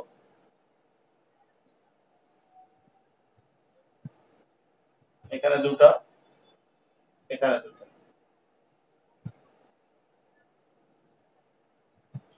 কার্বন ডাই অক্সাইড 4 জোড়া বন্ধনজোড়, 4 জোড়া মুক্তজোড়। এই মুক্তজোড় বিকর্ষণ তো আছে, এই মুক্তজোড় বিকর্ষণ আছে, এই মুক্তজোড় বন্ধনজোড় বিকর্ষণ আছে, এই মুক্তজোড় বন্ধনজোড় বিকর্ষণ আছে, এই মুক্তজোড় বন্ধনজোড় বিকর্ষণ আছে, এই মুক্তজোড় বন্ধনজোড় বিকর্ষণ আছে। এইখানে বন্ধনজোড় বিকর্ষণ আছে, এই বন্ধনজোড়, এই বন্ধনজোড়। এখানেও বন্ধন জোড় বিকর্ষণ আছে, অনেক জায়গায় বিকর্ষণ আছে। বিকর্ষণ বিভিন্ন রকম বল এখানে কাজ করতেছে, বিকর্ষণ বল কাজ করতে করতে কোন এক জায়গায় এরা দাঁড়িয়ে গেছে। কার্বন ডাই অক্সাইডের আকৃতি সরল রৈখিক, ও আবার এরকম বিকর্ষণ বল আছে, এইখান থেকে এই কম, এই বিকর্ষণ এই মুক্তজোড় বিকর্ষণ আছে। কারণ এটা যদি বাঁকা করি তাহলে এই মুক্তজোড় কাছাকাছি চলে আসবে, তখন এরা বিকর্ষণ করবে। এই মুক্তজোড় বিকর্ষণ আছে। কতগুলো বল এখানে কাজ করতেছে, কত ভাবে বল কাজ করতেছে। এই কাজ করার পর কার্বন ডাই অক্সাইড আকৃতি সরল রৈখিক। আমার দুটো হাত যদি অক্সিজেন হয় আর আমি যদি কার্বন হই, আমার যেরকম আকৃতি সরল রৈখিক, মানে 180 ডিগ্রি কোণ এরকম। ইচ্ছা করলে আমি হাত দুটাকে বাঁকা করতে পারবো না, পিছনের দিকেও বাঁকাইতে পারবো না, এই দিকেও বাঁকাইতে পারবো না। যদি বাঁকানো হয় তাহলে এই মুক্তজোড় বিকর্ষণ করে আবার সোজা করে দেয়। যদি এই পাশে বাঁকানো হয় তাহলে এই মুক্তজোড় বিকর্ষণ করে আবার সোজা হয়ে যায়। অর্থাৎ কার্বন ডাই অক্সাইড অলওয়েজ এরকম, উপরের দিকেও বাঁকতে পারে না, নিচের দিকেও বাঁকতে পারে না। উপরের দিকে বাঁকলে মুক্তজোড় বিকর্ষণ করে সোজা করে দেয়, নিচের দিকে বাঁকলে মুক্তজোড় বিকর্ষণ করে সোজা করে দেয়, পিছনের দিকেও বাঁকতে পারে না। তখন এই দুই জোড়া মুক্তজোড় আর এই দুই জোড়া মুক্তজোড় বিকর্ষণ করে আবার সোজা করে দেয়। তার মানে কার্বন ডাই অক্সাইড অলওয়েজ সরল রৈখিক হিসাবে সে প্রকৃতিতে আছে। তাই কার্বন ডাই অক্সাইড আকৃতি হচ্ছে সরল রৈখিক। এরপরে আমরা দুটা তিনটা আকৃতি আরো দেই।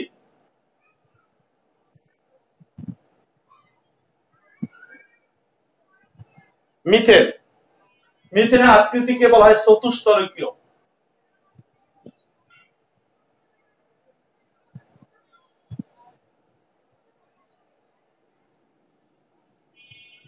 এই হচ্ছে মিথেনের আকৃতি। মিথেনের আকৃতির নাম হচ্ছে চতুস্তলকীয়।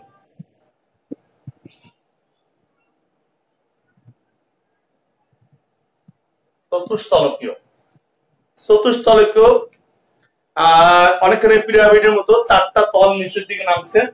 আমি যদি এই নিউক্লিয়াস আর এই নিউক্লিয়াস যোগ করি, আমি যোগ করে দিচ্ছি, এই যোগ করলাম।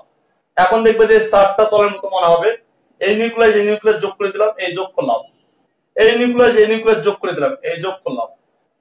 এই নিউক্লিয়াস যোগ করে দিলাম। এই নিউক্লিয়াস আমরা ডট দিলাম, এটাও যোগ করে এটাকে উপরে দিয়ে যোগ করা আছে। এখন ছবিটা দেখো, নিচে একটা চার কোণা সামুদ্রিকের মতো আছে। এই চার কোণায় চারটা তল এইভাবে আছে, এই জন্য এর নাম দেওয়া হয়েছে চতুস্তলকীয়। খুব সুন্দর 3D ছবি দেখানো হয়েছে যে কার্বন কেন্দ্রে আছে, কার্বনের নিউক্লিয়াসটা যুক্ত আছে 4 হাইড্রোজেন, আবার 4টা হাইড্রোজেন একে অপরের সাথে যদি তুমি নিউক্লিয়াস গুলো যুক্ত করে দাও তাহলে আকৃতিটা পেয়ে যাবে আসলে কেমন মিথেনের আকৃতির নাম দেওয়া হয়েছে চতুস্তলকীয়। নিচে একটা চার কোণাকার সামুদ্রিকের মতো আছে, সেই চার বাহু থেকে চারটা তল পিরামিডের মতো উপরে উঠছে, এটার নাম হচ্ছে চতুস্তলকীয়।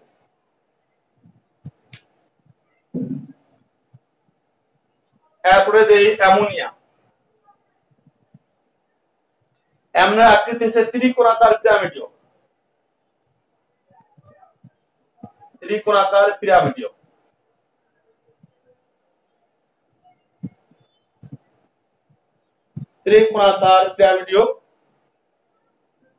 as a nitrogen, একজোড়া মুক্তজোড় ইলেকট্রন নাইট্রোজেনে আছে, আর 3টা হাইড্রোজেন আছে।